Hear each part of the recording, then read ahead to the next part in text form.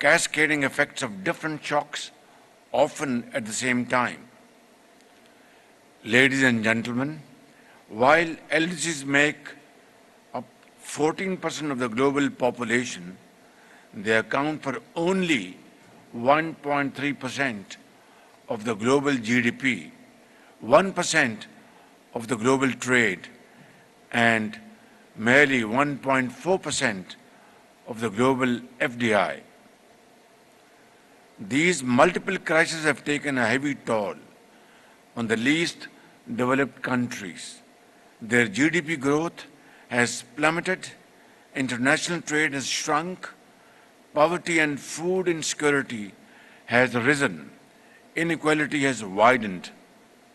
Due to these factors, developing countries like Pakistan have also suffered a severe setback to their developmental goals. Mr. President, I am here to express Pakistan's full support and solidarity with the developed countries in their quest for social progress and economic prosperity.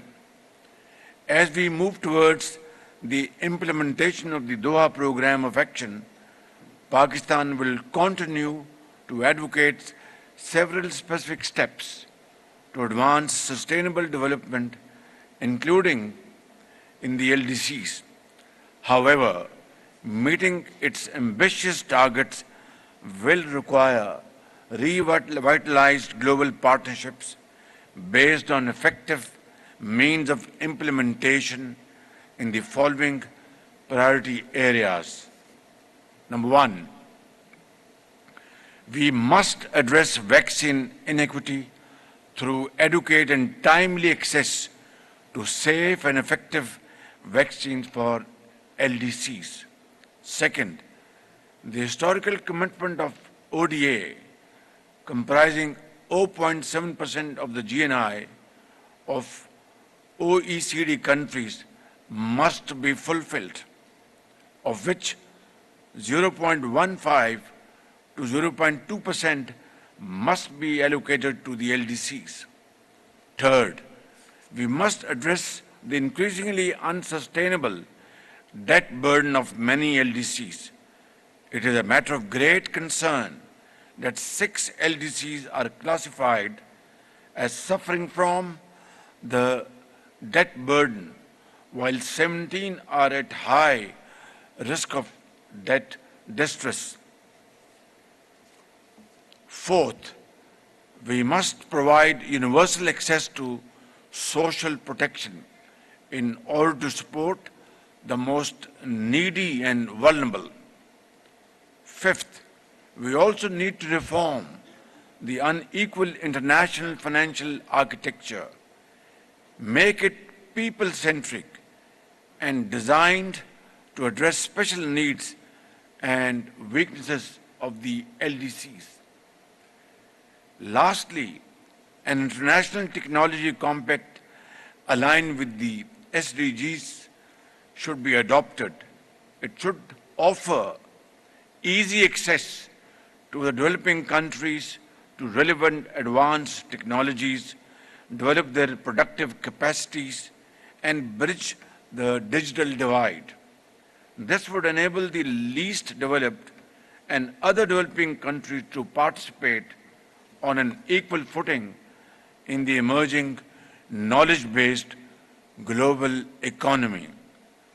Mr. President, I am pleased to note that the Doha Programme of Action sets an ambitious target to enable 15 additional LDCs to meet the criteria for graduation by 2031. Concrete measures agreed upon in the Programme of Action, such as online university, an international investment support center, and a system of food stocks for the LDCs are laudable. Putting the welfare of the millions of people belonging to the LDCs at the center of affirmative policy action remains our most cherished goal. Let me assure you that Pakistan will actively support the implementation of the Doha Programme of Action, including within the framework of South-South cooperation.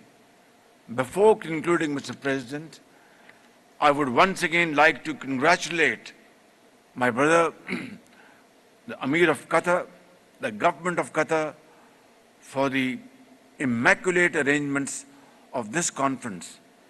Qatar has further bolstered its standing in the Community of Nations as a champion of sustainable development of the Global South.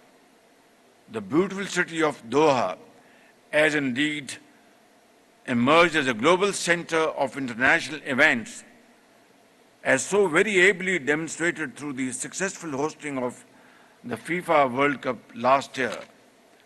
I thank you all and thank you very much for providing this opportunity.